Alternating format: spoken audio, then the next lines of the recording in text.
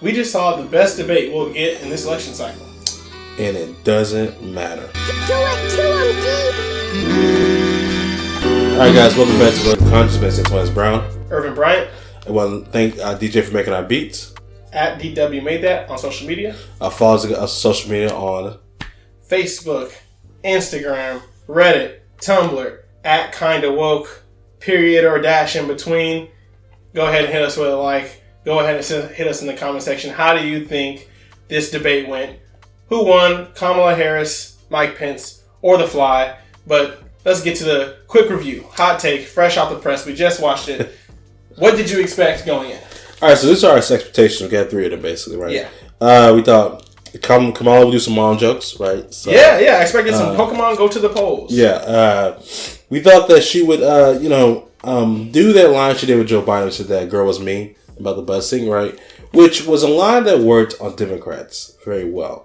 I don't think it worked very well on Republicans or just normal everyday people. I'm about to say it didn't work on me. Yeah, but it worked very well in Democratic circles. People were like, "Oh, she could be it." Now, I will give a point that maybe that was just because people saw the inevitability of Joe Biden and they want something else to say, right?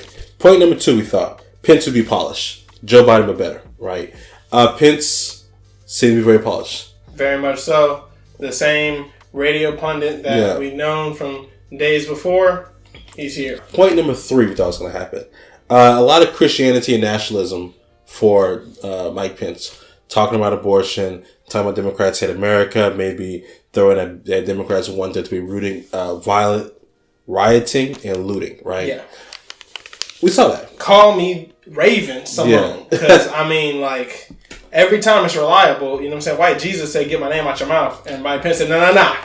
You gotta save me. Every time, you gotta save me. Whenever they got nothing else left, when they're clearly in the wrong, they come out with white Jesus. Yeah, so I think our expectations were met. Mike Pence is very polished. He's a good debater. He does this very well. I think he heavily leaned on Christianity, on, as we say, white Jesus, on his evangelical roots, right? Talked about Roe versus Wade. He wanted to push it out there very, very poignantly, right? Mm-hmm. He made no qualms by saying that he was a pro-life person. Yeah, and he said, I'm pro-life and proud. He brought up the Catholicism, despite Joe Biden also being a Catholic, trying to make it a discrimination on religious grounds issue. Not substantive, not real. Yeah. But it came up, for sure. We called it. Yeah, and so what we got wrong was that Kamala was not corny, very much so. No, so she's improved drastically from the last time we've seen her on any kind of debate stage. Yeah.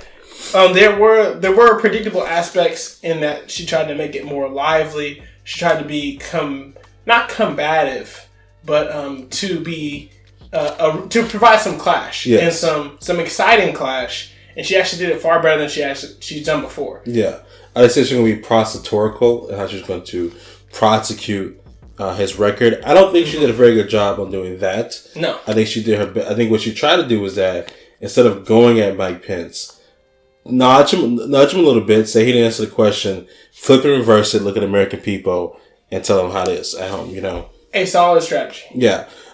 So our key takeaways, right?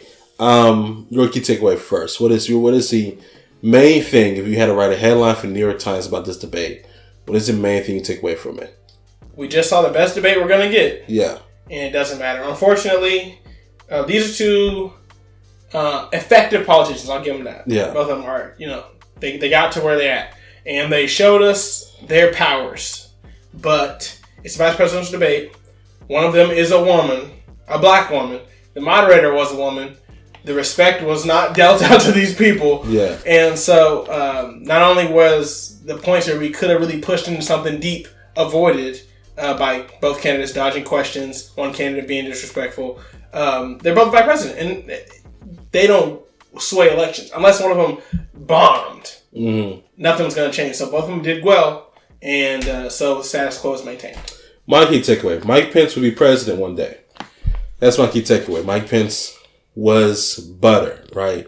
Mike Pence was like watching Jordan shoot a fadeaway, right? It was net don't move. But right, so he lied. He said mistruths. He did what he does always, right? Yeah.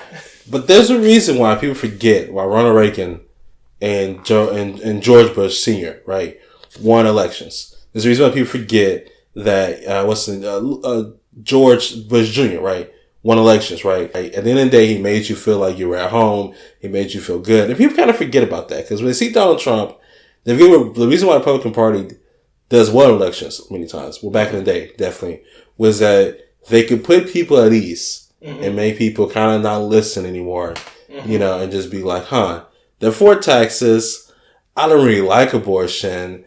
And, he seems to be a cool guy. I can vote for that, I can drink a beer with him. Yeah. And I think that means, at some point, he will be president, right? Now, if he can continue to get the Donald Trump base to vote for him, I think Donald Jr. would be a respectable adversary in the Republican primaries. But the heir to the throne. Yeah, I think he will one day be president. I think Kamala Harris, my second key takeaway, though we won't put peace. Our second key takeaway in the same vein, Kamala Harris will be the Democratic nominee for president. Will she win is another question. I don't know about the American electorate, how much they've changed, but I think 2016 tells a lot.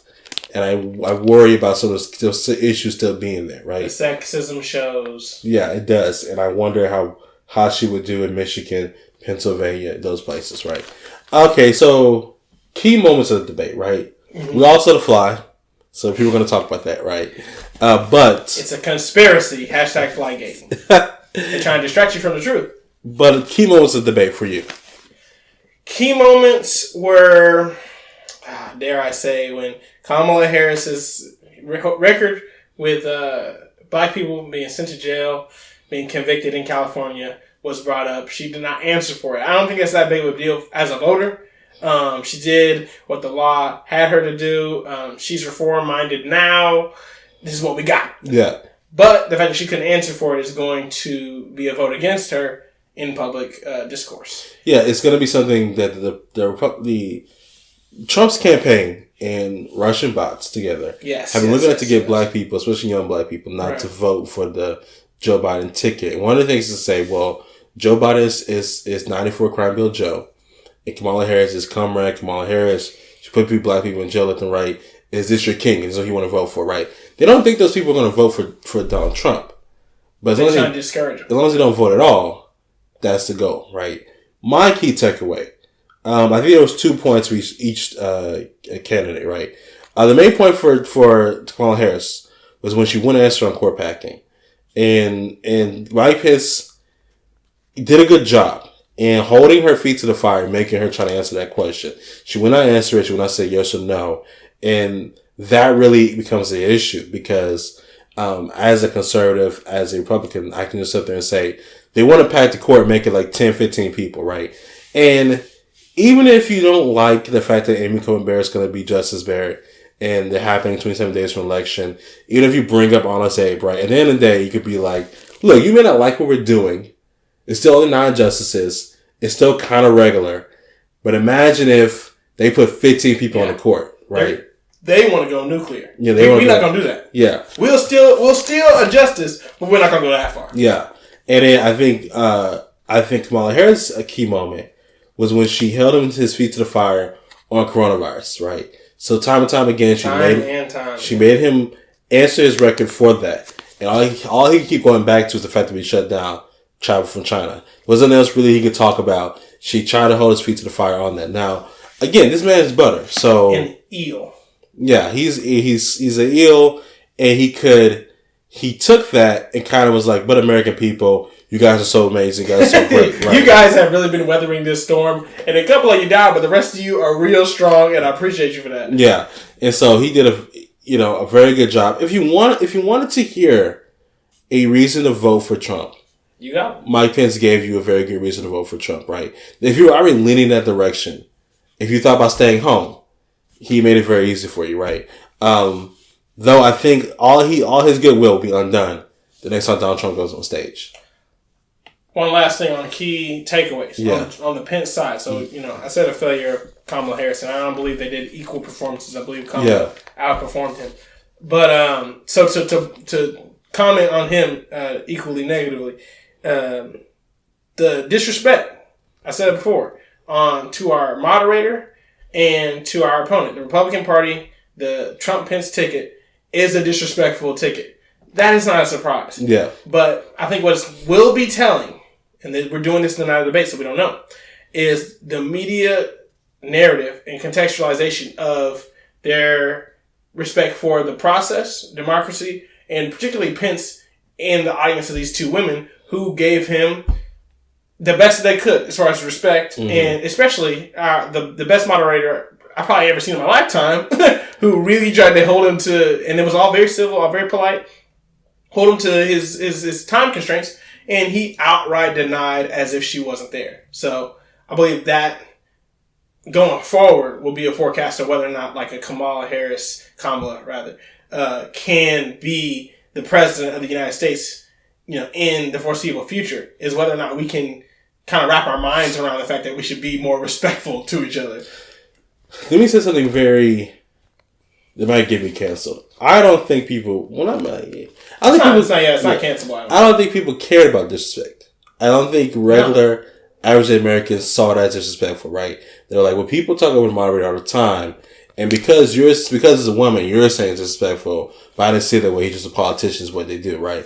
And that's what I think may be the response. And again, if you want that response, if you want a reason to weasel out of it, to sleep well at night, to cash a ticket and not worry about it, that's the answer right there. That it's normal. That normally happens. Nobody talks about the fact that she took over the moderator also. Those other type of things, right? And so I don't think it matters very much. I think that's also telling for why I don't think she will become president. I don't think America is at that point. We should be.